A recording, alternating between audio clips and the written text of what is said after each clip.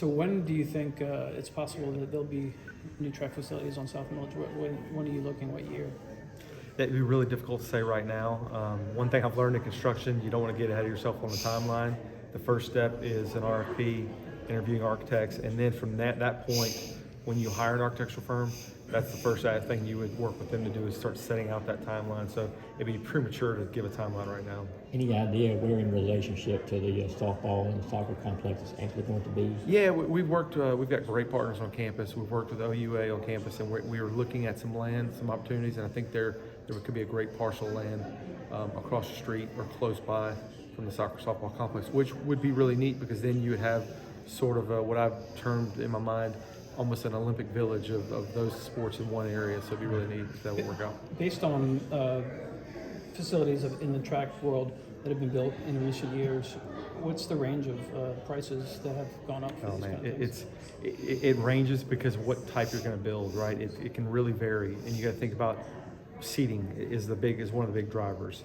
Track facility itself, outdoor, is not very complicated. Indoor, there's some facilities that are geared towards more hosting large events. That's not necessarily what we're looking for there.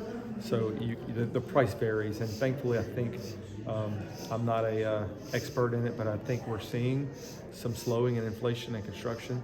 So hopefully this may time up well in the next couple of years that there will be some stabilization in cost of building structures like this. But obviously when you look into this, the first thing you do is look at peer facilities, and you can have an idea of what those costs were, but you also have to factor in the inflation rates. If it was built 5 or 10 years ago, what does that mean in today's dollars? Josh, Kirby's talked about practice field for a while. When did you and him first discuss the possibility of the track facility moving and him getting the stadium area, like current stadium area? I don't know when it first was, but I know it's been something on his mind.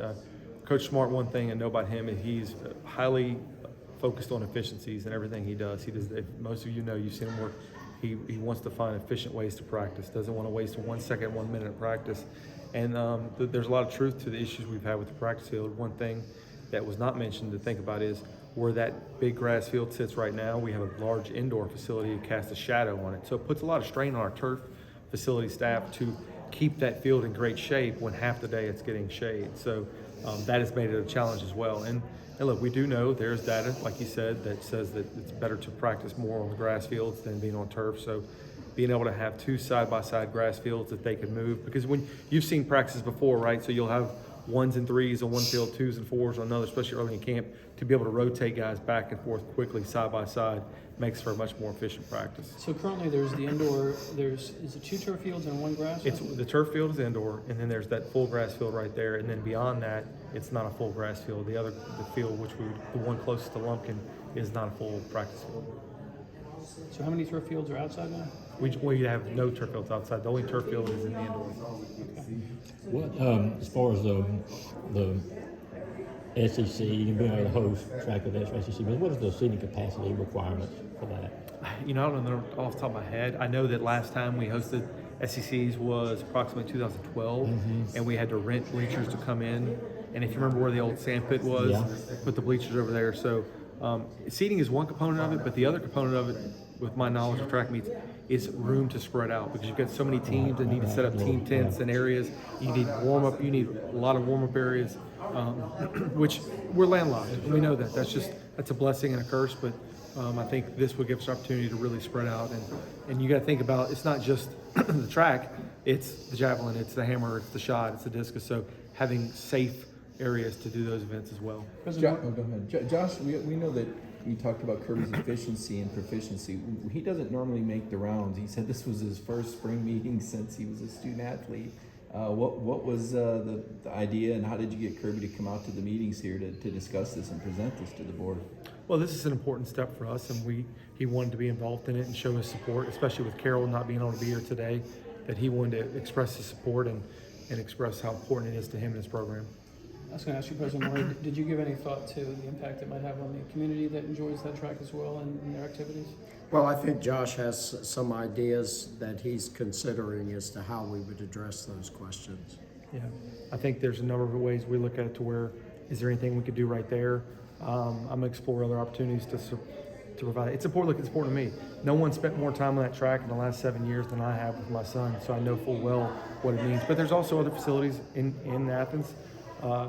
they were able to just resurface the facility at Clark Central, which my son trains at as well, and I think that's a great surface that's open to the community, which is probably more open than ours, because we have to shut ours down a lot during the day because our track athletes are working on it. So it's not always truly open to the community because our track athletes work on it for a lot of hours. So, but there's going to be some opportunities that we're going to explore because we are mindful and we want to be respectful of the community that surrounds our campus. President Moorhead, what does it mean now to see University of Georgia take on so many projects at one time to try to get up the code, up extension, however you want to say it? Because in the past, that hasn't always been the case. Well, that I know that's the media version of the past, but I think we have always been committed to moving forward. I just think that we've been very careful and methodical. We haven't taken on the massive debt that other athletic programs have taken on across the country, and I think that's been prudent, and I think it definitely showed that we had taken the right approach when COVID came along and we weren't facing the financial challenges that other athletic programs were facing because we had been very careful with our expenditures. So I think we're moving forward. Josh, when I hired him as athletic director, I said he had a vision for the future of this program. He's implementing that vision, and I think you're going to see this continue year after year into the future. We want to be competitive not only as an academic institution, which we are, but also athletically and across all sports. So this is just consistent with our theme and our desire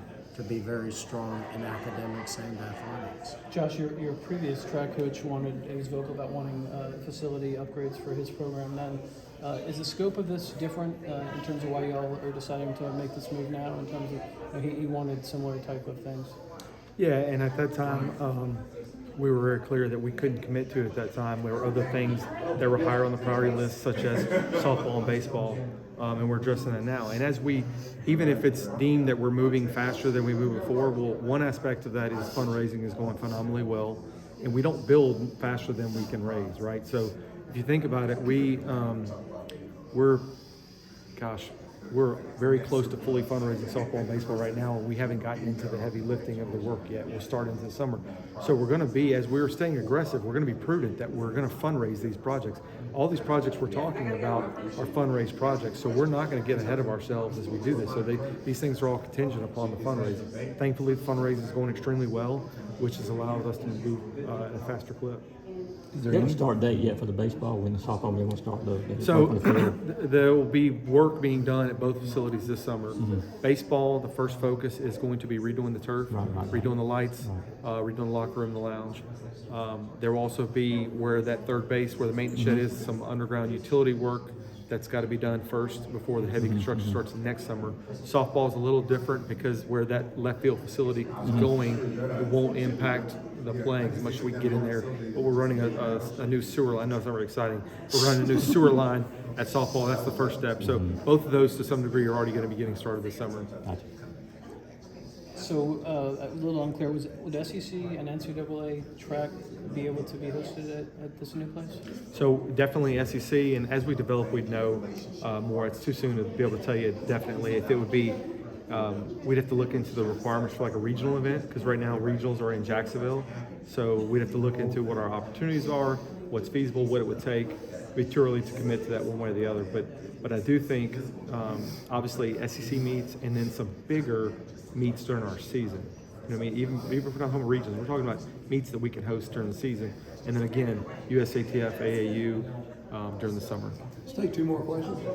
When Kirby was talking about the busing fees to get campers to IM, I mean, there'll be a fees cost to get the athletes out to Village too, right? You're talking about for track? Yeah. They would get there on their own. Like that's no different than soccer, softball. Those student athletes get out to those facilities on their own. You don't have to ride the bus like we used to go to. I mean, we'll get you a bus if you really like it. I'm saying we couldn't park there when we went. Remember? Yeah.